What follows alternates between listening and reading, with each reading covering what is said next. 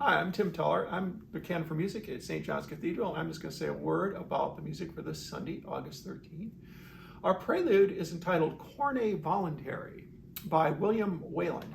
Whalen was an 18th century English composer, and this piece is written for manuals only. There is no organ pedal involved because English organs at the time did not have pedals.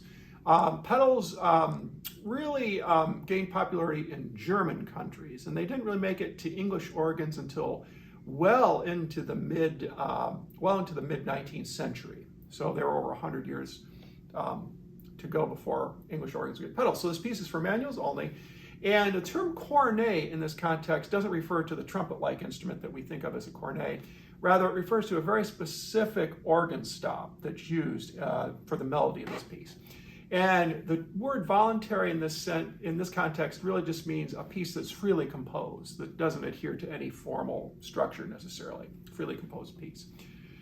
The offertory this week is King of Glory, King of Peace.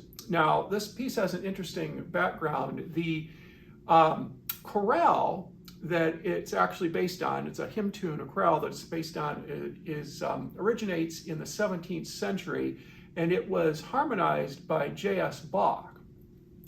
And the 20th century English composer William H. Harris took this Bach chorale and added to it words by George Herbert, King of Glory, King of Peace, and arranged it into the anthem setting that we'll have this Sunday. It's a very interesting and effective little piece. The postlude this week is entitled The Emperor's Fanfare by Antonio Soler. Soler was an 18th century Spanish composer, and that's not a nationality that you see oftentimes in organ music. The Spanish organs of this time were actually the first to use trumpet enchamadas, or state trumpets, and those are the horizontal pipes that protrude from the organ in the back of the church on the west wall that are extremely loud and powerful. These were actually pioneered by the Spanish, and the French later took them up and made them bigger and even more powerful, and then the English and the Americans often referred to them as state trumpets.